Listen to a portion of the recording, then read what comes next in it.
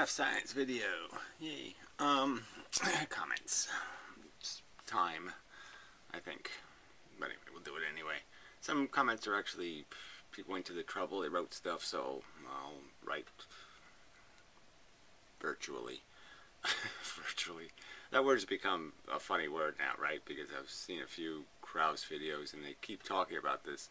It's like even when they're talking about nothing, they say, oh well, it's nothing, but there's still virtual particles and stuff.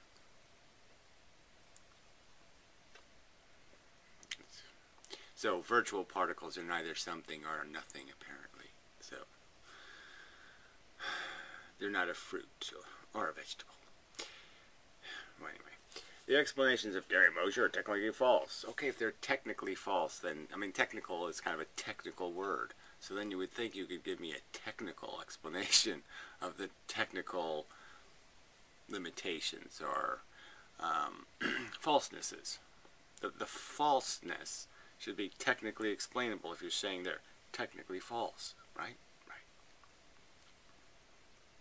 And it's just this, anybody can, I can say that I can just say that to every single thing everybody ever says in the universe anytime.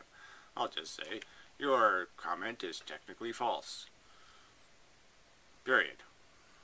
I've said so.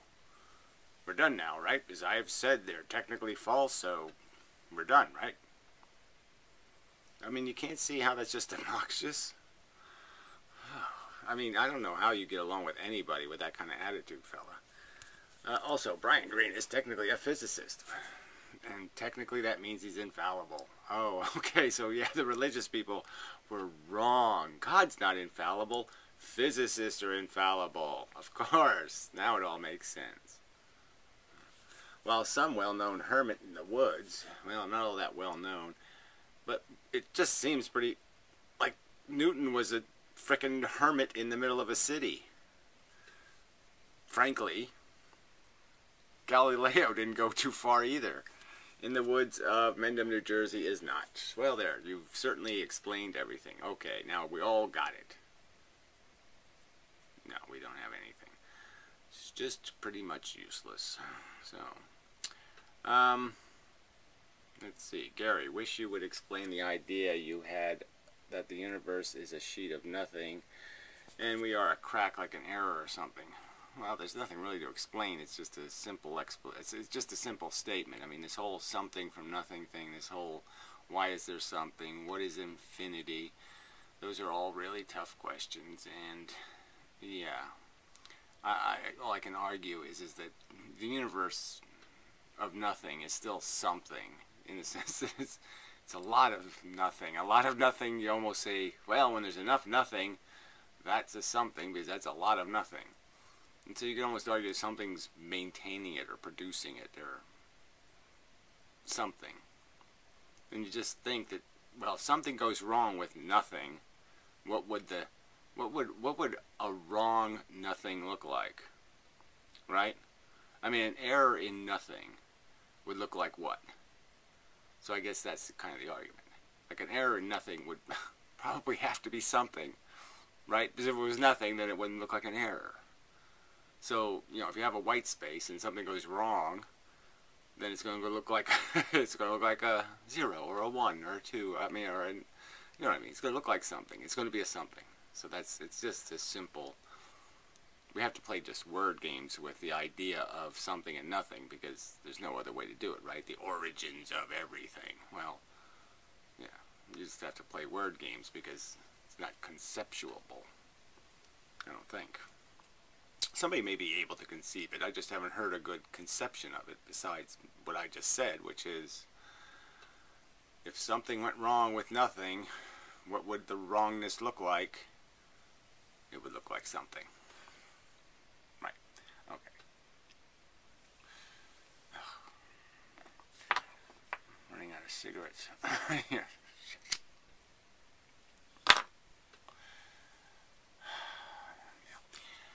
Let's see. The corpus of modern physics is not something you can pick and choose from. Why not? Wait a minute. Every theory depends on everything else. Well, I don't think that's even true. Okay, there's lots of positions. You start with a few premises, and you can choose what premises you start with, and So I don't know if everything is exactly dependent on everything. You're saying so. Every theory depends on everything else. I'm not sure if that's true or not. I mean, there's certain things that I suppose almost everything might be dependent on, like the speed of light and this idea that there's something and nothing, but you can have some very simple premises and go pretty far before you need any new premises. But whatever, it's another useless statement. What does this have to do with me? I'm arguing for a new origin of perception. I'm arguing for a new starting point. Gravity caused by push, not pull. You cannot claim an absolute space and time and still account for gravitational lensing, for instance. Well, I've already done that in so many videos. I'm saying gravitational lensing is refraction. I'm saying if you're seeing lensing, you're not seeing gravitational lensing, you're just seeing diffraction lensing, and it's being caused by substances, densities of particles, rings of material, that kind of thing, and it's not being caused by gravity. But regardless, you have to go all the way. It has nothing to do with the absoluteness of space and time. You don't need an unabsolute space and time if you have as a premise that light can be bent by gravity. I mean, all I have to do is say, which I don't believe, but let's just say, if I say light is a something, so light is a material thing spinning, then it's subject to gravity, and then it can be bent. So why would absoluteness of space-time, of velocity, that's what we're really talking about when you say that, why would the idea that there is a difference between moving and not moving, that there's an absolute to your condition. You're either in perfect balance and not moving in any directions, or you are moving in some combined vector direction. Every moment of time, your body, your substance, has a tendency to move in a direction. See, this is where it gets complicated. But, fundamentally my argument is I'm made of zillions of little pieces. And the zillions of little pieces at any one moment aren't all going the same direction. That's what Browning in motion essentially is the fact that every little piece is jittering in a different jitter, and you can only measure its velocity by taking a time interval, because at any one moment its velocity can be in any direction. It's going to be in some direction for the absolute quanta that you're made of. The quanta are always going in some direction every single second at the speed of light. So their velocity is absolute in the sense, from the quanta's perspective, there is no not moving, there's only moving. And they all move the same speed and just in all different directions. But I'm just saying, when you combine all of the little bits inside of you, there's a leftover, a remainder. If you just cancel out all the ones going straight up and all the ones going straight, you eliminate all the opposing vectors, and whatever you're left with is where you're going over time. But like I said, at any specific moment in time, you can be going faster or slower. So as the solar system travels through the Milky Way galaxy, obviously when the planet Earth is on one side of the sun, we're going faster because our combined speed with the galaxy has us going faster. And then when we're going the other side of the sun, we're going slower. We're still going fast, but we're going a little bit slower because now we're negating the movement we had in the galaxy. I mean, but there's no rule. You're just saying there's a rule. I say so. Certainly the God we trust, some scientist, some physicist with a degree, that infallible God says so, therefore you can't say anything else. And I'm saying I don't see any rule against absolutes, and I certainly don't see how a rule about velocity, that somehow we can't possibly have zero velocity, how that rule that you made makes gravity impossible to create lensing of light. by your theory of gravitational lensing. How does it change the speed of light? It doesn't change it at all. So, I mean, I'm sorry. I mean, I don't know how have you gotcha? I don't see any gotcha there. Also, you cannot philosophize about physics phenomena and their origin on a materialistic foundation any longer. Again, just a dogmatic statement. We have proven beyond any reasonable doubt, that's their statement, that photons have no place in space, that they're completely non-material, non-real things. They're ghosts, and the ghosts go somewhere and paint graffiti and say, I was here. So they're ghosts, and they fly through space, and then when they get somewhere by ghostly power, then they write, I was here. Oh, great. I can't defeat that fundamental truth. It's so fucking proven. No. Physics is simply too much developed. Well, I would argue that, yes, it's developed on a wrong map. It's built on quicksand. It's fallacious fundamentally in its premises and its extrapolations. They're all made up mush. So in that sense, it's a well-developed recipe of bullshit. You're at least 2,200 years late. No, it's 300, over 300 years ago where somebody speculated about the idea of gravity being a push force. And there was a choice, right? And it's obviously, physics made a choice, and I'm arguing they made the wrong choice. And the choice they're stuck with, they still can't even explain anything. They can't explain inertia. They don't even explain gravity. They don't explain gravity. You think I mean, to me, it's just like basically saying God done it. To say the magical dead space bends to tell matter what to do. Let's see. You're at least 200 years late, where gentlemen scientists could disagree and dispute such wide-ranging paradigms and absolute space and time. Well, I think that's just silly. Gentlemen scientists have never had as much power as they have now. I mean, you got the full internet. You have basically, advanced science courses taught online. You see the lectures. Yeah, okay, you don't get to do the homework and all this other crap, but I mean, you get the substance of it. You can certainly buy any book you want to buy. So how do you defend that statement? Gentlemen scientists have never been more enabled to acquire competency. Now, you want to say, I haven't acquired enough competency, that's okay. But yeah, I don't bother doing all the extrapolated math. I'm more of a theorist. I understand the concepts. And I'm saying, well, yeah, I'm not going to waste my time spending 2 weeks doing a mathematical problem. That's got so many abstract elements to it that you lose all sense of the physical dynamics. So I'm going to make a map. Okay, I'm going to make a geometric map of this reality. And you'll just be able to take out a ruler and measure it off the model. I'm going to make a model that doesn't need strangled math. I'll make a model where all you have to do is take out your ruler, measure it, run the model for a second or two, take out your ruler and measure it, and then you're done. The experiment's done, because the model's going to represent the reality. Asshole. Anyway, this wide-ranging paradigms as absolute space-time.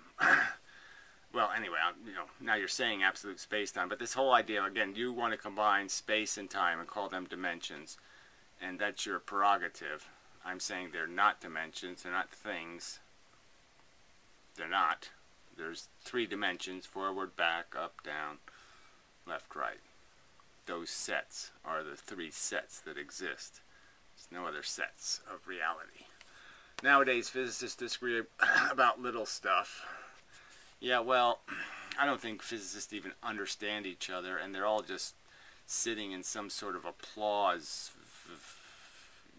what do you call those, dome, and they're just, you know, applaud my big brain because I can do calculus.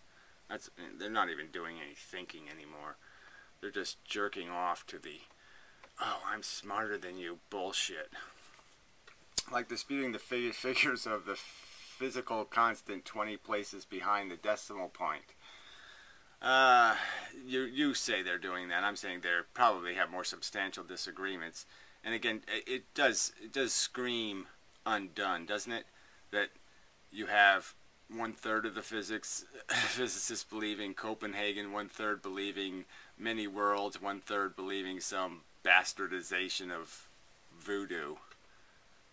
So you think that makes you all look so credible. Physicists agree about everything except they can't tell whether the photon's invisible or not. Yeah, right.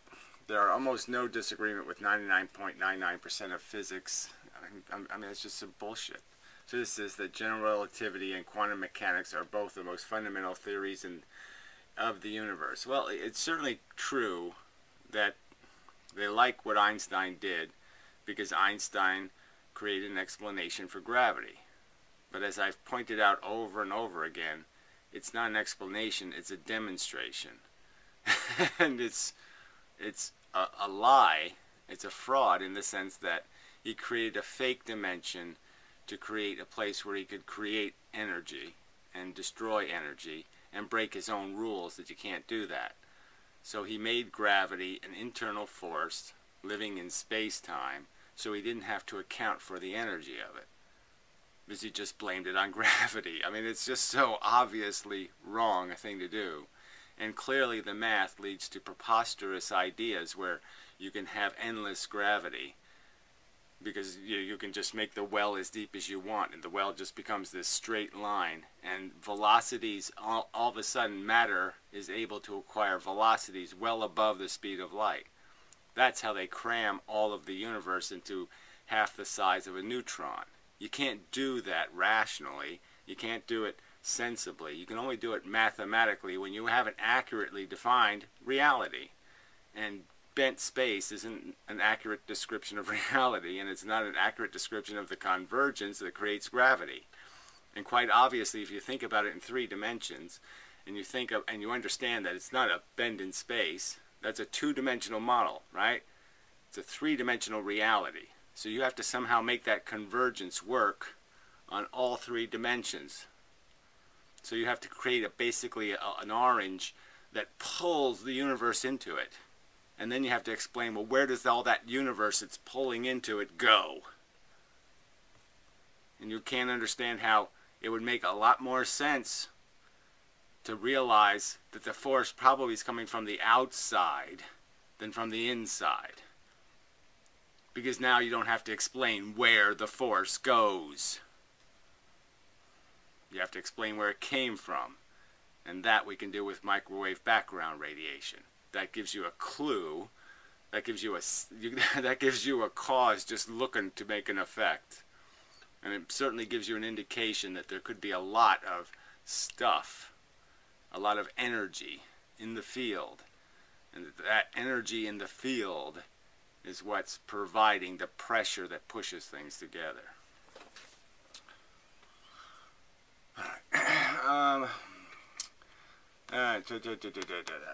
Physicist, relativity. Okay, yeah, again, the relativity, again, it's just so again, let's go back to this idea of null space and how you could test this. So I think it can be tested. I mean, I think you can deduce absolute velocity, because all you really have to do, I think somebody pointed this out in the comments somewhere, so this might be redundant, but take light. Okay, yeah, superior mind. Let's go with this. Well, I'll use his comment to say my thing. You cannot claim absolute space-time. Okay, so baby steps. So what is your understanding of the constant C? And I just want to see your level of understanding. What do you suppose is meant by time 0? T0, I guess that's time 0. Yeah, and more importantly, I guess how I would restate that is that we know what the speed of light is, right? It's a constant. It's doing this speed of light thing. So take just that. Take a photon and reduce its speed. You know, understand that you can theoretically you could just cut its speed in half, and then you could cut its speed in a quarter. You could get back to some point, some zero, and that would be a starting point. That would be a point that we might agree that is velocity zero. That piece of space, okay, the photon, if I could stop it, okay, if I could reduce all of its speed, that thing would be at velocity zero, right? Because I've taken away all possible velocity. The fastest thing that we've known universe, and I've extracted all velocity out of it, that would be a 0 point. So then what we do know is that if I could see exactly what a photon, if we do the Einstein thing, and I could sit on a photon and go from time 0 to some point in the future, and just extract what happens as that photon accelerates to the speed of light, and see what it sees, have a picture of that. Whatever is moving in that picture would tell me what's moving in the reality. I would see things absolute velocity, because all I'd have to do is extract what I'm seeing, you know, and just reverse it. So anything moving has to be moving, so to speak. Anything not moving would be moving. I meant to say it the opposite way. I mean, I'm just saying I could certainly understand what something would have to be doing. Something would have to be going, if I'm going this way, all the stuff going exactly the opposite way, everything I would see going that way would be stuff that was at t02, was at the same zero velocity. So anything that didn't move in my image in the direction of my direction, and everything that was going in the opposite direction at exactly the same speed as me, would be something else that had zero absolute velocity. Now, whether there's a way to test this or not, I don't know, but I'm just saying that's the grounds for a test.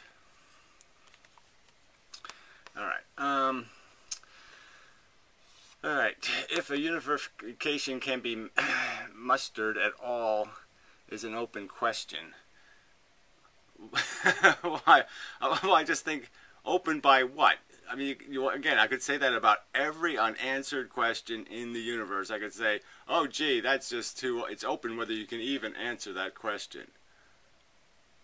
Okay, you're saying, that sounds like you're trying to say it's some sort of, we have reason to think it's impossible.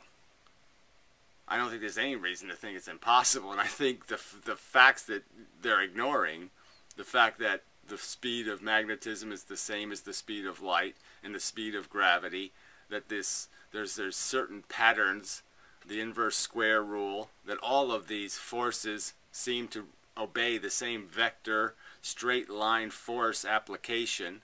That's a straight line force application scenario, the inverse square rule. They all have it. I mean, there's huge clues that unification is right there to be grabbed. There's not any, I don't see any clues saying it's not grabbable, and the only thing in the way is quantum bullshit. So if you got rid of quantum bullshit, you don't have a problem with the big universe and the small universe. It's only the quantum crap where you say the rules are changed on the small level. That's when you say, well, unification becomes difficult, because yes, you can't pretend to have invisible ghosts flying through the cosmic universe, because that lie is more obvious. Because your ghosts will have to be huge. Anyway, that you cannot unify physics in your armchair with the help of a video camera and a cassette, I don't even know what that means, seems obvious. Oh, cigarette. Yeah, well, again, see, it seems obvious to somebody who doesn't think at all. Because, again, this internet, you know, this information superhighway creates armchairs that can fly through information at incredible speeds and with incredible efficiency. So you're just, I guess you're just, what's the word for it? I guess you're just gapped, buddy. I guess you're going to have to, you know, get out of your 1929 myopic view of the universe and try to catch up to the rest of us a little bit. You need mathematics and lots of it. Well, that's a rule I would argue that's just crap. I mean, most of the math before Einstein was really comprehensible math in the first place. I mean, it certainly wasn't strangled into, equations where, well, if it's a Monday, that's a 1, and if it's a Thursday, that's a 0, and, this kind of bullshit. So, sorry, I don't buy that you need to create just mathematical models. You can create geometric models, you can create physical models, and there's nothing stopping you from doing that. Chemistry makes a lot of physical models, and chemistry certainly thrives on, it doesn't need to go beyond crude calculus to understand what happens over time, because it doesn't really have to account for a bunch of minutia, because it's not trying to calculate every moment of time. It's just caring about the fact that at time 1, which could be 1 second, or 0, the time 2 could be 5 seconds. It doesn't really have to worry about tiny gradations of reality. So again, accounting for every single one of the quanta in my body would be just absolutely a silly thing to spend a lifetime trying to do. Just no point in it. Furthermore, and again, there's so much of this mathematics that I'm saying is already done. I don't need to redo Newton, and I don't even need to redo Einstein's convergent math, because his math isn't dimpled space, you idiot. His math isn't this gravity well thing. Okay, his math is just strictly the convergence, just the absolute idea that the space pulls in all directions. So his convergence is accurate. So the math for the convergence, I'm not disputing. Why do I need any new math? I'm arguing for a cause of the convergence. I mean, you still can't get that. I'm arguing that his cause of it, not dimpling space, is different. And that change in cause has applications to every single other phenomenon taking place. I might argue that there's probably some flaws in Einstein's field theory math, just because he's probably not accounting for the fact that gravity has to be induced. That the Earth isn't going to create, the Sun isn't going to create any gravity to the Earth until the Earth accelerates towards the Sun.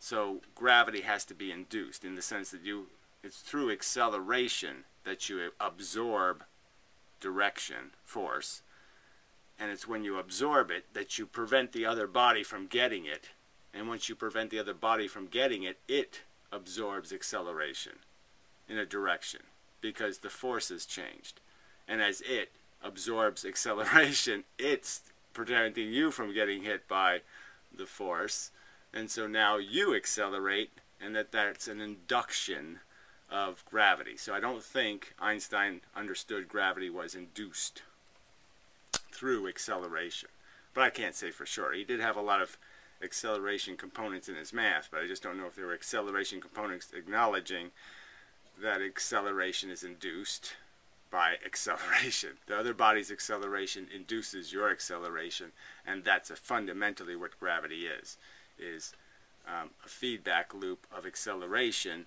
that gets to a maximum point, and that would be your 22 miles per hour on the surface of Earth per second. I'll get to the miles per hour thing. It's just something I use for my own. I fully understand miles per hour mentally. I mean, it's really easy for me to convert that into feet and yards and distance, and so it just says more to me than if I say 10 meters per second. It just doesn't say as much in terms of a speed. I don't see things common in my life going 10 meters a second. Alright, furthermore, you actually need to know what kind of concepts you are rewriting. Furthermore, you actually need to know what kind of concepts you are rewriting. Well, again, these are just such, you're being, oh, this is, thank you very much, Mr. Patronizing God, but you haven't really explained how I haven't done that. You're not quoting anything I've said and disputing it. You're not saying, oh, gee, you said, and that is the most vacuous pile of shit ever said. You're not doing any of that, you obnoxious, patronizing prick. So until you do that, now I'm going to call you an obnoxious, patronizing, well, I'll call you a cunt. This requires years and years of dedicated study in physics and what are known theories. Well, he says you again. So you say this is the only road to knowledge, and it doesn't really matter that your whole life you've spent basically immersed in mechanics, that you've worked in machine shops, that you've built robots, that you've spent lots and lots of times immersed in mechanical studies, whatever you want to call those. Not technical physics, but certainly practical physics, and therefore you're just not up to the game. Well, again, fuck you. The last mathematical and physicist geniuses who came up with most of their theories outside of universities were Ramanujan and Einstein at the beginning of the 20th century.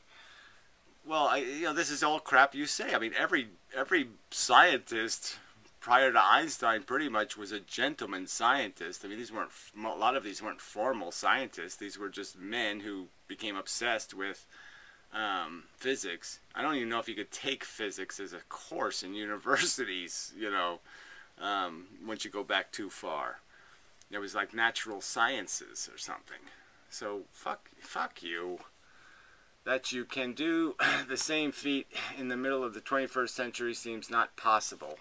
Well, again, seems not possible based on what? Your bigotry, essentially, and that's all you've got.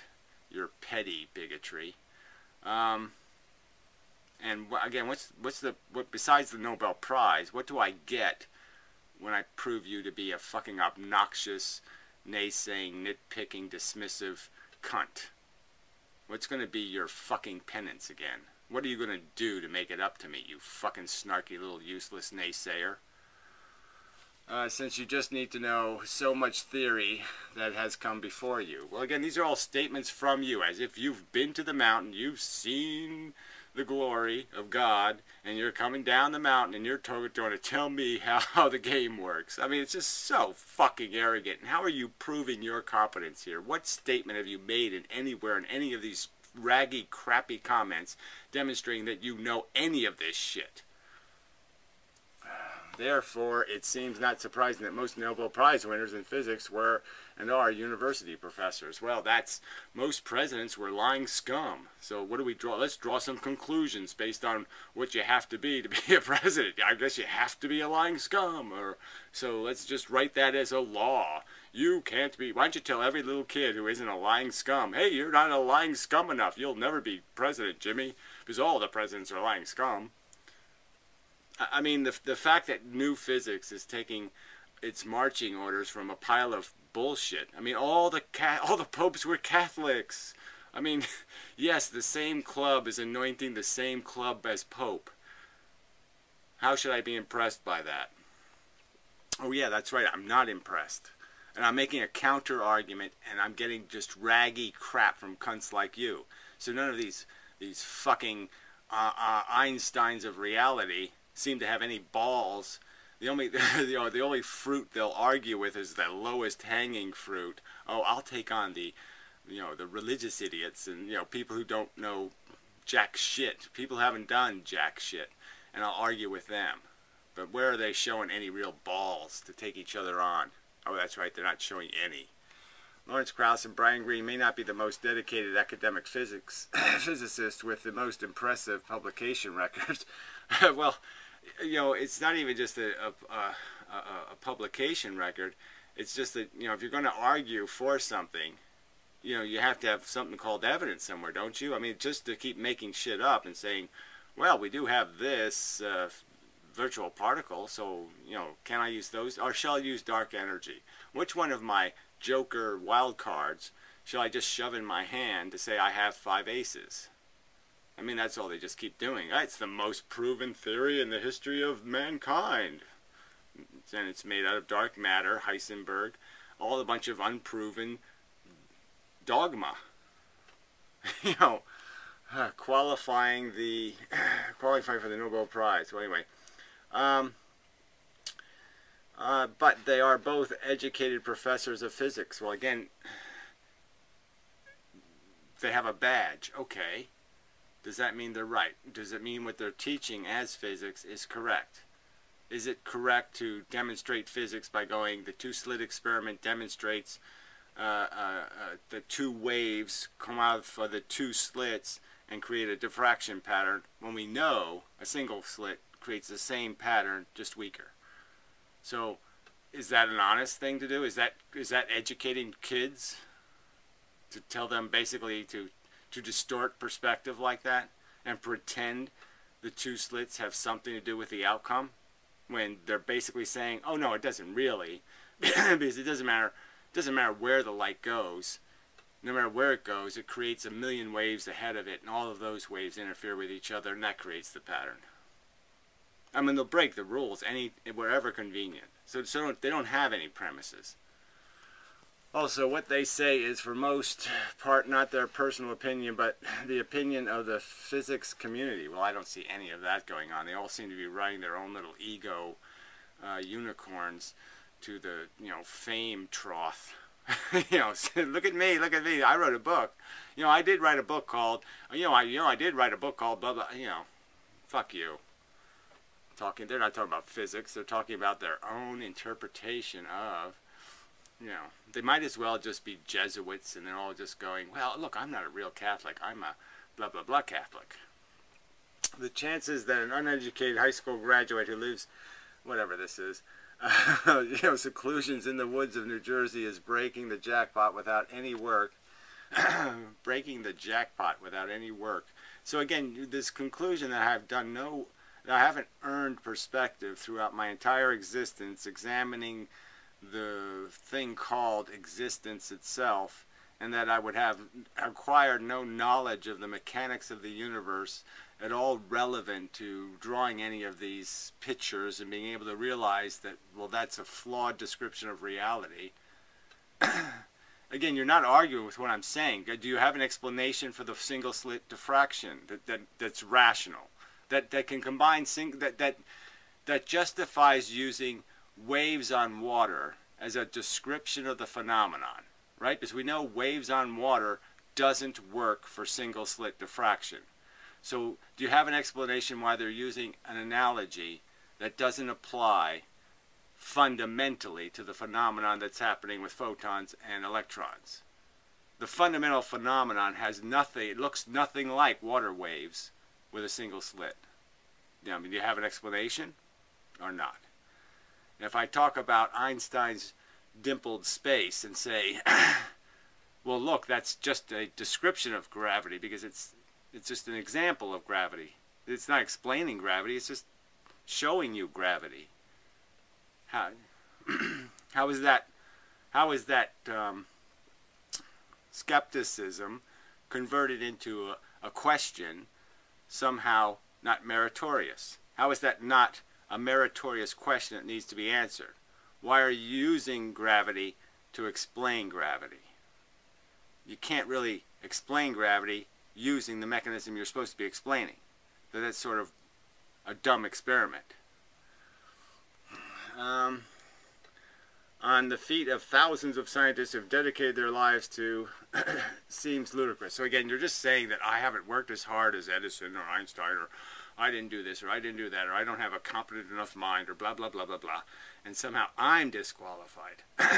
And again, you're not doing anything, but I'm just arguing that, well, all I've done is ask a few honest questions, and then when I try to find answers to how it could possibly be that this seems to be a ludicrous duplicity, that they seem to be saying something based on evidence that doesn't exist, which is they're drawing all kinds of conclusions about reality, right? I mean, light went from particle to wave based on the two-slit experiment, an experiment that just screams for hard analysis. And what they do the simplest analysis possible, which is say, well, in one example, water, it looks the same. Sometimes. I mean, come on. It is easy to say you're a genius. It is harder to actually be one. Well, again, I don't think I have ever said I'm a genius, so I think that's just bogus. I think it's just a bogus statement, but frankly, what I am saying is that, yes, I've quite obviously done something that apparently everybody in the universe thought was you had to be way incredible smart to know this, you had to be too incredible human being, you had to be all that kind of shit to be able to do this unification thing. And yeah, I spent 4 years dedicated to it. I already had some knowledge, again, but I only spent 4 years really thinking about it, and I found it. So fuck you. I mean, it's, you saying it's ludicrous that somebody could do that. Well, I guess knock knock, ludicrous is at the door, because it happened, shithead. And I think it's not really anything about me being great. It's about the science of physics being suckered. I mean, take that funny picture of Einstein with his tongue out, put it on a popsicle stick, wrap it in a little piece of paper, write sucker on it. Because, yeah, everybody just, Einstein came up with a neat little trick, but it was a trick. It's not reality. It's a trick. He fooled you. He shoved some pigeons up his sleeves. And I'm not even saying he did it purpose. I mean, Einstein fell asleep, some pigeons went up his sleeve, and they did a trick, and you all fell for it. Fuck.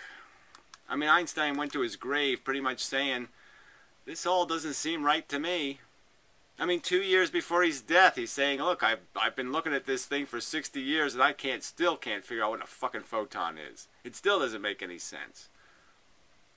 So, I mean, in spite of, Einstein was basically, find quotes of where Einstein was saying, well, I'd rather have been a plumber or something.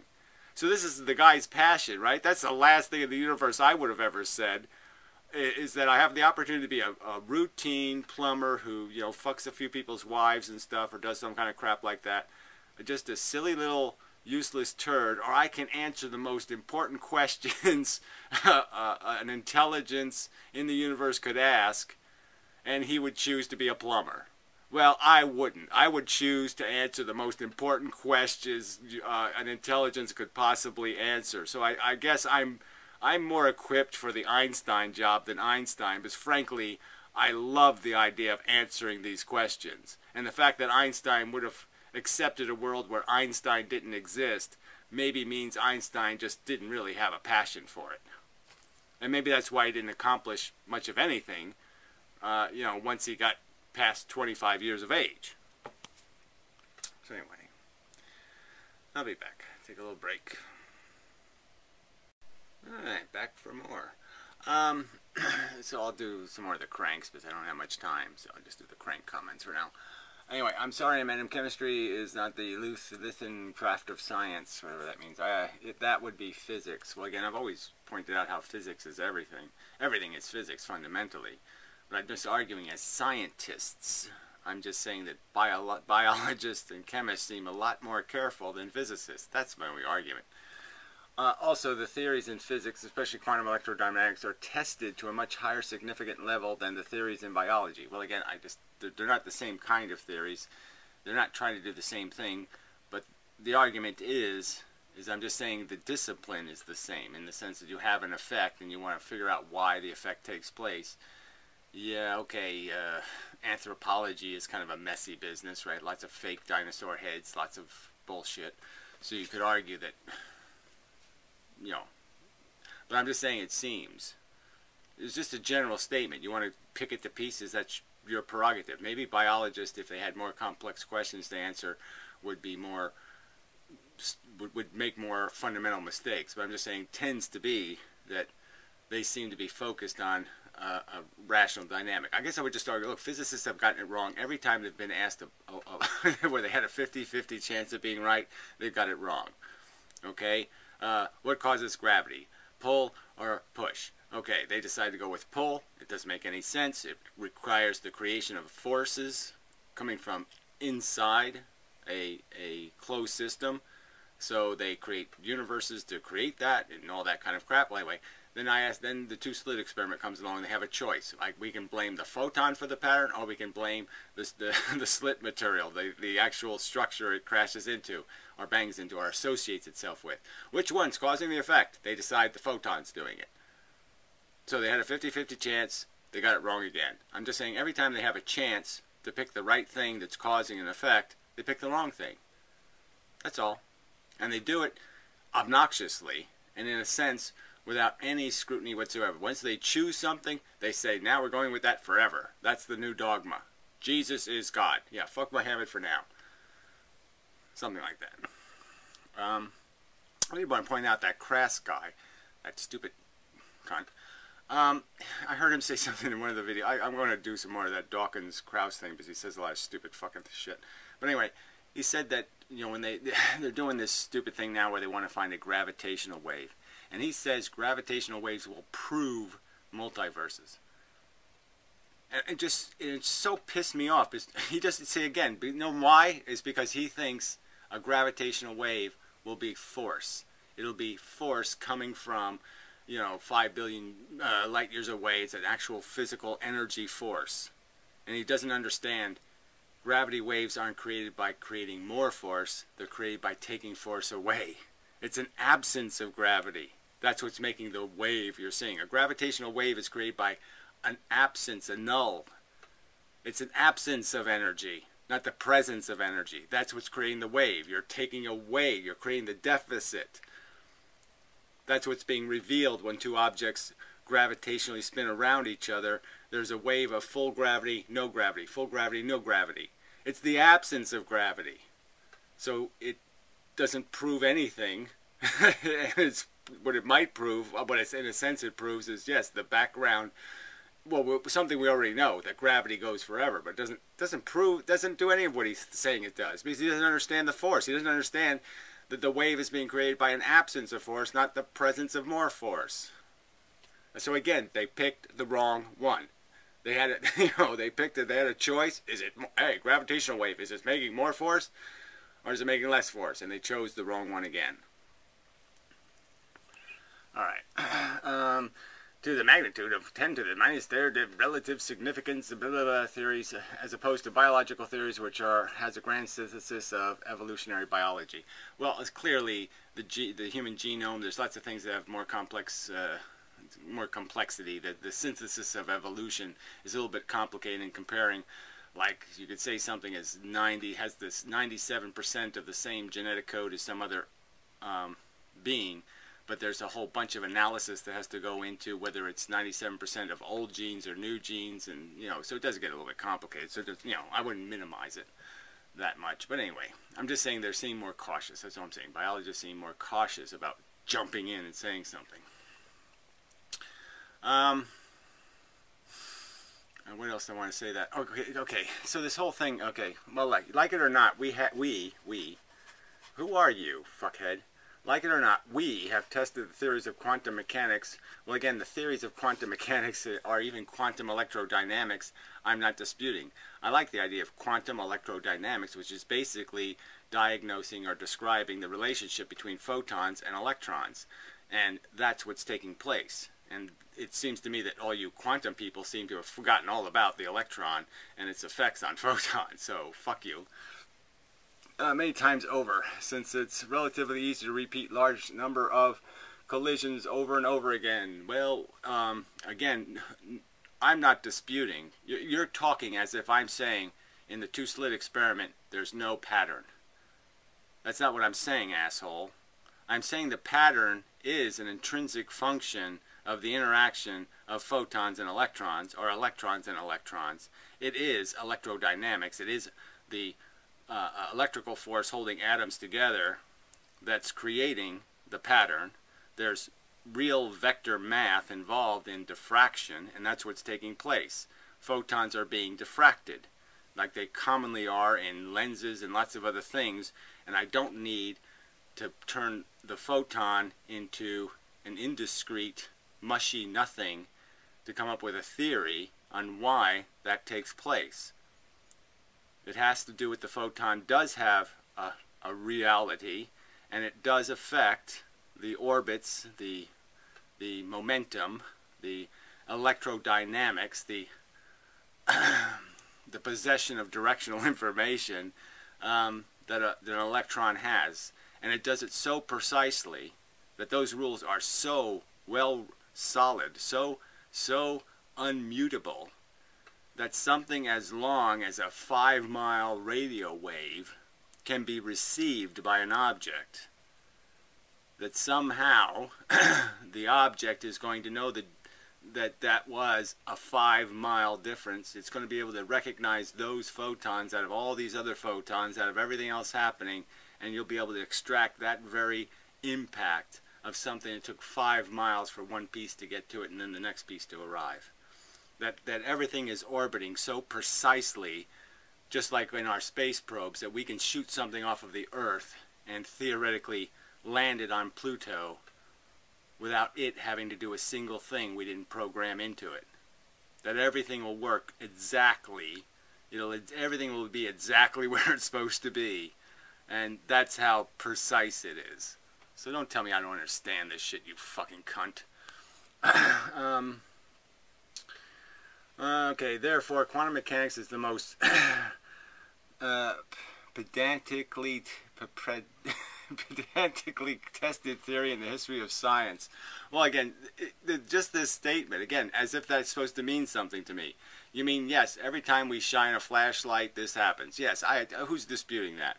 I'm not disputing that. Yes, shadows is the most tested theory in the history of the existence of the universe, the creation of a shadow. Yes, I would argue that shadows always come out as shadows, and there's no anti-shadow information available or evidence of anti-shadows. That's not what's being argued. What's being argued is what's causing shadows, jackass. So you telling me that shadows always show up is not countering my theory, you motherfucking cunt.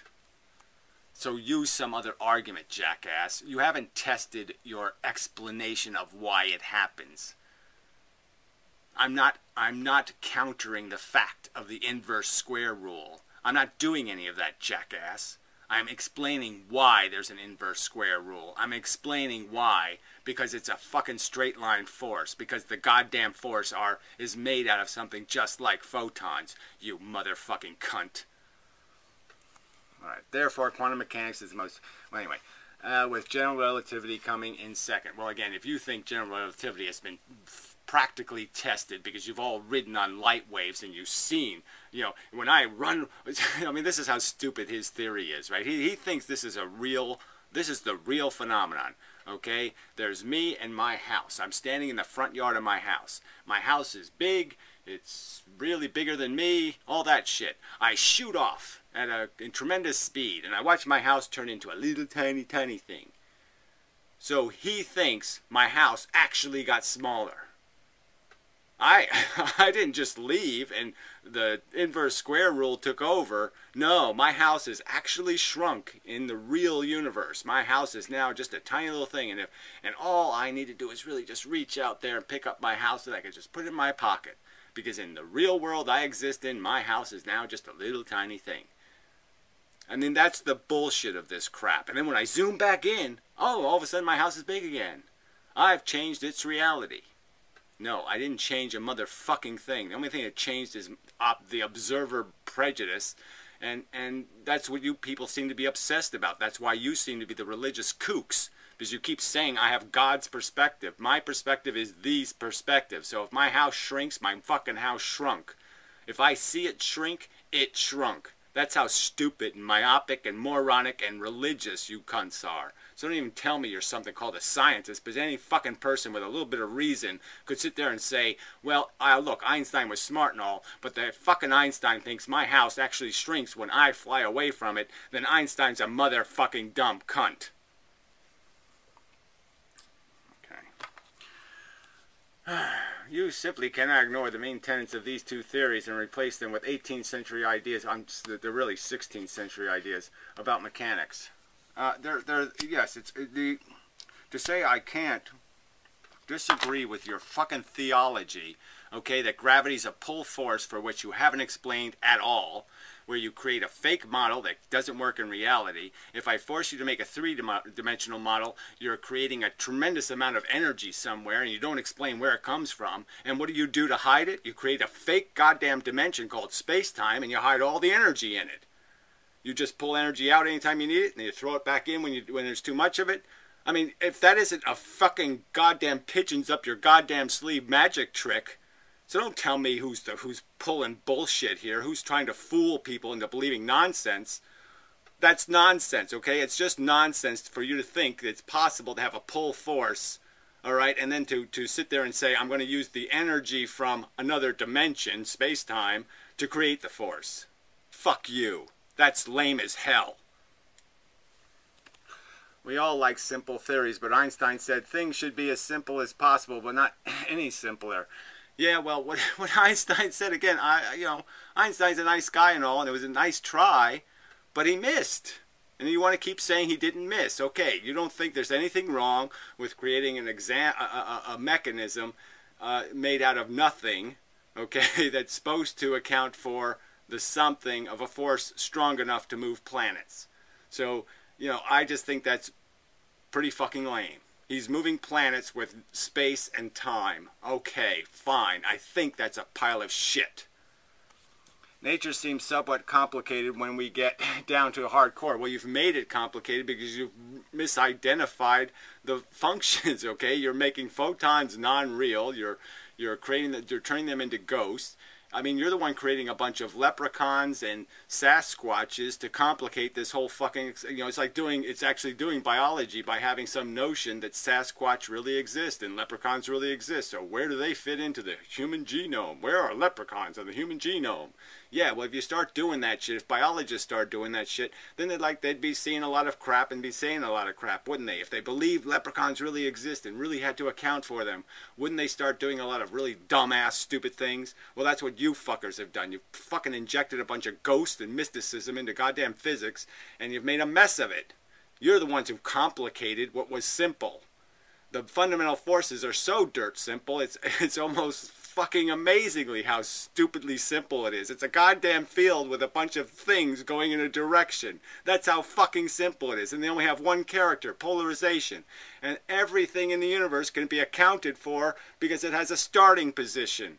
And that starting position will cause probabilistic encounters that create bizarre configurations over time. And that's it. It's that fucking simple.